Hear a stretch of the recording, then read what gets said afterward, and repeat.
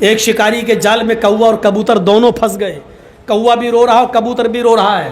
تو کوے نے غصے میں کبوتر سے کہا چپ, گڑرگو کرتے کرتے دماغ خراب کر دیا. کبوتر بولا کوے سے تو بھی تو کاؤں کاؤں کاؤں کاؤں کر رہا ہے. تو کوا بولا میں تو اس لیے رو رہا ہوں شکاری ہمیں کاٹ کے نہ کھا جائے.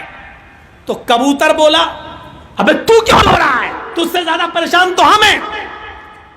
ارے میں تو حلال ہوں, یہ شکاری مجھے جال سے نکالے گا اور کاٹے گا اور کھا جائے گا, مجھے تو کٹنا ہی کٹنا ہے, تو کیوں رو رہا ہے کمینے, تو کیوں کاؤں کاؤں کاؤں کر کے مجھے پریشان کر رہا ہے. تو کوا بولا تم زیادہ پریشان نہیں ہو, میں تم سے زیادہ پریشان ہوں, تمہیں تو کٹنا ہی کٹنا ہے, تمہیں تو کنفرم ہے, لیکن ہم تم سے بھی زیادہ پریشان ہیں. کہا کیوں, تم تو حرام ہو. کبوتر نے کہا ارے حرام تو ہیں, لیکن یہ جال جس میں ہم پھنسے ہیں یہ کسی جاہل کا نہیں ہے, جس جال میں ہم پھنسے یہ مولوی کا جال ہے. تو کبوتر نے کہا مولوی کا جال ہے تو کیا ہوا. کبوتر نے کہا اس مولوی کا کوئی بھروسہ نہیں, کب حلال کا فتویٰ دے کے ہم کو بھی کاٹ کے کھا جائے, میری جان تم سے بھی زیادہ اٹکی ہوئی ہے. کہ ایک عورت بیچاری تھی, اس نے 3 پیروں کی دعوت کی, وہ ان کی بڑی مرید تھی, 3 پیروں کی دعوت کی اور اس نے کھچڑی پکائی. دیکھیں ان مولویوں کو کھچڑی پسند ہے کہ نہیں ہے. 3 پیروں کی دعوت کی, کھچڑی پکائی اور کھچڑی میں گھی ڈال دیا بہت سا. کھچڑی گرم تھی, گھی پگھل گیا. ایک تو کھچڑی دیکھ کے مولویوں کا پیٹ بھر گیا. اب دوبارہ جب گھی دیکھا تو اس نے سوچا چلو گھی تو پڑا ہوا ہے, کم سے کم ایک سوچتا یہ گھی میرے پاس آ جائے, دوسرا مولوی سوچنے لگا میرے پاس آ جائے, تیسرا سوچتا میرے پاس آ جائے. تو مولویوں کے پاس تو بڑے تکڑم ہیں. ایک مولوی نے انگلی ڈال دی اس میں کھچڑی میں اور لائن بنا دی ایسے, اور کہا معلوم ہے جنت میں دودھ کی نہر کیسے بہہ رہی ہوگی, تجری من تحتہا الانہار, جنت میں دودھ کی نہر ایسے بہہ رہی ہوگی. اب جب گڈھا بن گیا تو سارا گھی بہتا ہوا اس کے پاس چلا آیا. دوسرے نے کہا جنت میں دودھ کی نہر ادھر بہہ رہی ہوگی, شہد کی اور شراب کی نہریں ادھر بہہ رہی ہوں گی. اس نے 2 انگلی ڈالی, او کائنانی تجریان من تحت النار, دودھ کی اور شراب اور شہد کی نہر ادھر بہہ رہی ہوگی. اب تیسرے نے سوچا یہ بھی لے گیا, یہ بھی لے گیا, بچا ہی کیا, اب مجھے بھی ملنا چاہیے. تو اس نے ایسا فارمولہ استعمال کیا, اس نے کہا ارے بھائی اتنی جلدی جنت جہنم پہ آ گئے ہو, ابھی تو قیامت بھی نہیں آئی. ارے قیامت آئے گی, زمین میں بھوکمپ ہوگا, زلزلہ ہوگا, اس کے بعد جنت و جہنم کا معاملہ آئے گا. اور جب قیامت آئے گی تو زمین ہلے گی.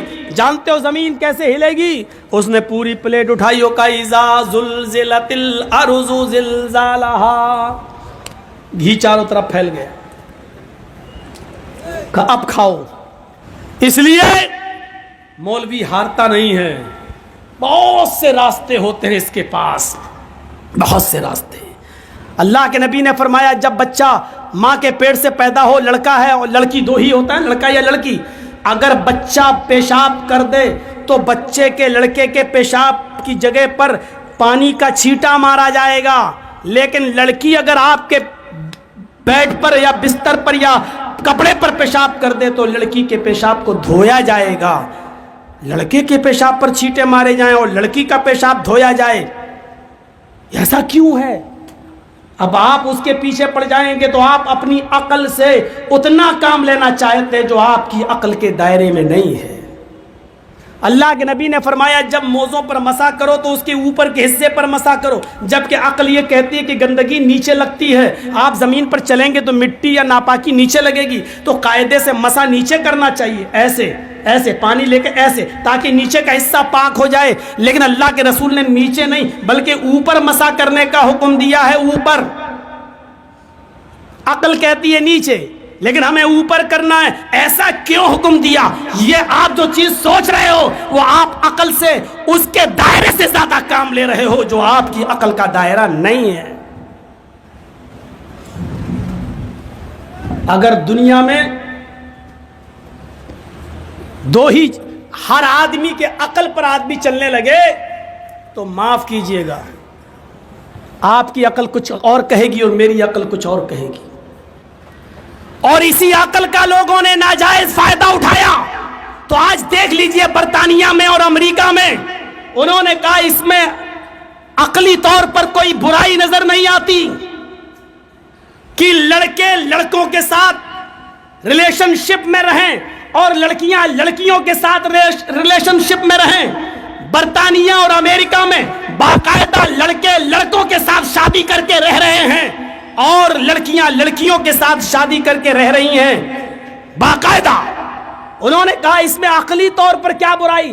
اگر کوئی لڑکا کسی لڑکے کے ساتھ رہنا چاہتا ہے تو عقلی طور پر کوئی برائی نہیں، اگر کوئی لڑکی کسی لڑکی کے ساتھ رہنا چاہے تو عقلی طور پر اس میں کوئی برائی نظر نہیں آتی ہے۔ یہ عقل کا ناجائز فائدہ اٹھایا گیا ہے، یا کیوں کہہ لیا جائے کہ اپنی عقل کو اس کے دائرے سے بڑھا کر اس کے اوپر بوجھ ڈال دیا گیا ہے جو عقل کا کام نہیں تھا، لیکن انہوں نے اپنی عقل کا ناجائز استعمال کیا۔ تو یہ ایسی چیزیں، ورنہ آپ کے سپریم کورٹ کے اندر بھی یہ چیز پاس ہو چکی ہے بھارت کے اندر سے کہ اگر آپ کی بیوی بھی آپ کی مرضی کے مطابق اگر آپ کے بستر پر نہیں سوتی ہے تو آپ اس کو زبردستی اس کے ساتھ ہم بستری نہیں کر سکتے ہیں۔ اگر آپ نے زبردستی اپنی بیوی کے ساتھ ہم بستری کی تو یہ بھی ریپ مانا جائے گا۔ یہ آپ کے بھارت کے قانون کا ایک حصہ ہے، سپریم کورٹ کا ایک حصہ ہے۔ آپ کے بھارت کے سپریم کورٹ کا ایک قانون یہ بھی ہے کہ اگر آپ کی بیوی ہے، آپ نے کانٹیکٹ کیا ہے، آپ اس کے شریر کے مکمل مالک نہیں ہیں، اگر وہ اپنی مرضی سے آپ کی بیوی ہوتے ہوئے بھی اگر کئی لوگوں کے ساتھ ریلیشن رکھنا چاہے تو آپ اس کے اوپر کیس نہیں کر سکتے ہیں، کیونکہ اس کا جسم ہے، اس کی مرضی ہے، وہ آپ کی بیوی ہے ضرور، آپ اس سے فائدہ اٹھائیں گے، لیکن اگر وہ کسی دوسرے کے ساتھ بھی اگر اپنے سمبند بنانا چاہے تو کوئی جرم نہیں ہے، کیونکہ وہ آزاد ہے۔ میرے بھائیوں، یہ اسی عقل کا نتیجہ ہے کہ لوگوں نے اس عقل سے اتنا کام لے لیا ہے جو اس عقل کا دائرہ نہیں ہے۔ آنکھ سے ہم یہاں بیٹھے بیٹھے ہم دیوار کی چیزیں دیکھنا چاہتے ہیں، یہاں بیٹھے بیٹھے ہم کلکتہ کے کیا ہو رہا وہ دیکھنا چاہتے ہیں، یہ آنکھ کے دائرے سے باہر ہے۔ ہم یہاں بیٹھے بیٹھے پاتل ریلوے اسٹیشن پر کلیوں کی آواز سننا چاہتے ہیں جو ہمارے کان کے دائرے سے باہر ہے۔ اسی طریقے سے عقل کا ناجائز فائدہ ہے، اور عقل کو اگر آزاد چھوڑ دیا جائے تو معاف کیجئے گا، میں بہت ہی واضح لفظوں میں کہہ دینا چاہتا ہوں، غور سے سنیے گا، اگر عقل کو آزاد چھوڑ دیا جائے تو میں پوچھنا چاہتا ہوں کہ پھر ایک بہن کے ساتھ نکاح کرنے میں اور بیٹی کے ساتھ شادی کرنے میں کیا برائی ہے؟ مجھے بتائیے، عقلی طور پر بتائیے کیا برائی ہے؟ بلکہ میں تو یہ کہتا ہوں کہ آپ کی بہن بڑی خوبصورت ہے، آپ اپنی بہن کے جذبات کو سمجھتے بھی ہیں، آپ نے ناز و نخلوں میں پالا بھی ہے، آپ دولت مند بھی ہیں۔ عقل مندی تو یہ کہتی ہے کہ آپ اپنی بہن کے اور اپنی بیٹی کے زیادہ مستحق ہیں کہ آپ اس کے ساتھ نکاح کریں۔ یہ کون سی عقل مندی ہے کہ اپنے گھر کی دولت کو آپ کسی دوسرے کے حوالے کر دیں اور دوسرے کی سڑی ہوئی دولت کو آپ اپنے گھر میں لے آئیں اور اپنے گھر کی مہارانی بنا لیں؟ یہ کون سی عقل مندی ہے؟ لیکن میرے بھائیوں، اس کو کوئی بھی دنیا کے اندر اس کو صحیح نہیں مانتا ہے، نہ بھارت کا قانون اس کو صحیح مانتا نہ امریکہ۔ میں پوچھنا چاہتا ہوں کیوں؟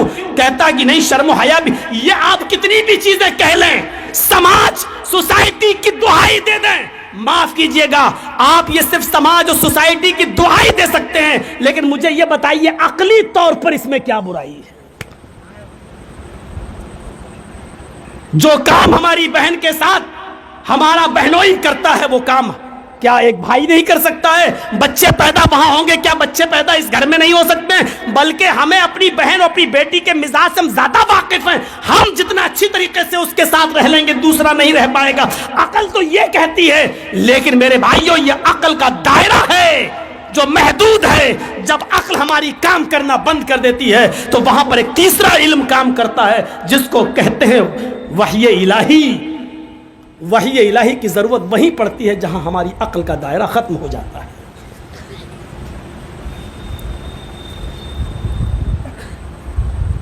میرے بھائیوں، اس بات کو سمجھنے کی کوشش کریے آپ۔ ہم جو چیز سوچیں ضروری نہیں کہ وہ سچ ہو، اس لیے عقل کا ناجائز استعمال کرنا چھوڑ دیجیے۔